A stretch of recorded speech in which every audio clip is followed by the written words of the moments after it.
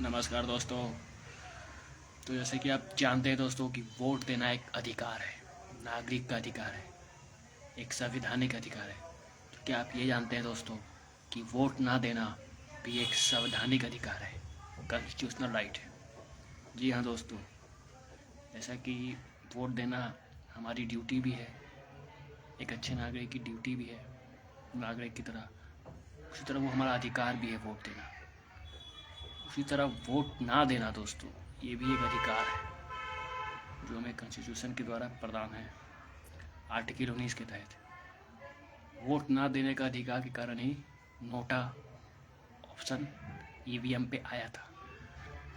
तो दोस्तों, वोट ना देना भी एक अधिकार है, जैसे वोट देना अधिकार है, इसको राइट टू रिजेक्ट भी कहा जा सकता है, जिसके लिए नोटा ऑप्शन 2013 में ईवीएम में आया था।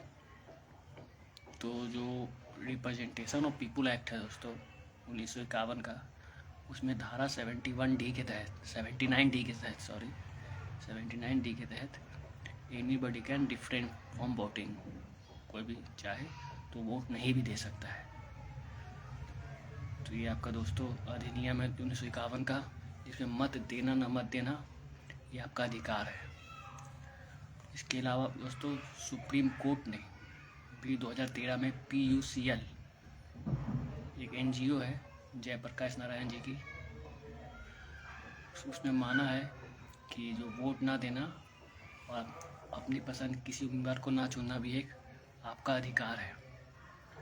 तो PUCL बनाम भारत संघ 2013, ये people union of civil liberty एक यूनियन है, जयप्रकाश नारायण जी इनके संस्थापक थे। इसमें भी ये कहा गया है कि वोट ना देना एक आपका अधिकार है।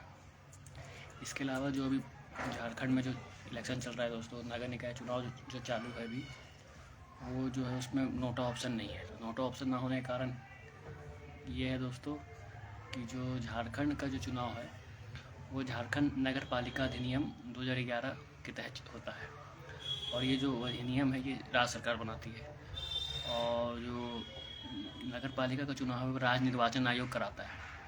तो राज्य निर्वाचन आयोग जो है वो चुनाव का संचालन झारखंड नगर पालिका अधिनियम 2011 के तहत करता है। तो इसमें ये बात स्पष्ट है कि नेगेटिव वोटिंग का इसमें प्रावधान नहीं है। इस अधिनियम में कहीं भी नेगेटिव वोटिंग का प्रावधान नहीं है। जब तक राज्य सरकार इसको संशोधन नहीं करके इसमें जोड़ती है, तब तक इसमें नोटा का ऑप्शन उल्लेख नहीं हो सकता है।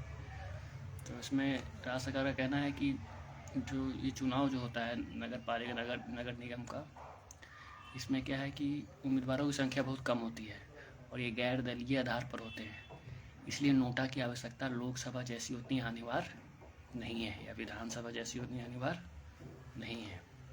इसलिए झारखंड नगर निकाय चुनाव में नोटा ऑप्शन नहीं है।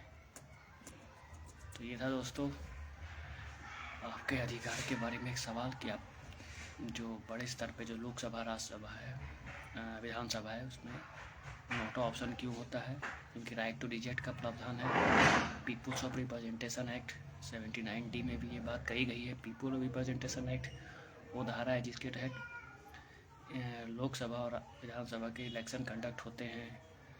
पॉलिटिकल पार्टी का registration people of representation act 1951 के तहत ही होता है।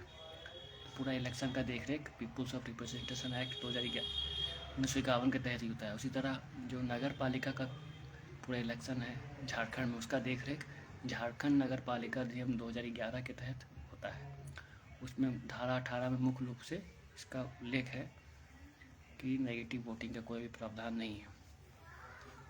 राज्य सरकार चाहे तो इसमें कैबिनेट में या बिल लाके इसमें संशोधन कर सकती है, लेकिन अभी ऐसा कुछ नहीं है। तो इसलिए दोस्तों इसमें आपका ईवीएम में या नेगेटिव वोटिंग का प्रावधान नहीं है। तो दोस्तों ये था आज का live. Thank you for watching. Bye bye.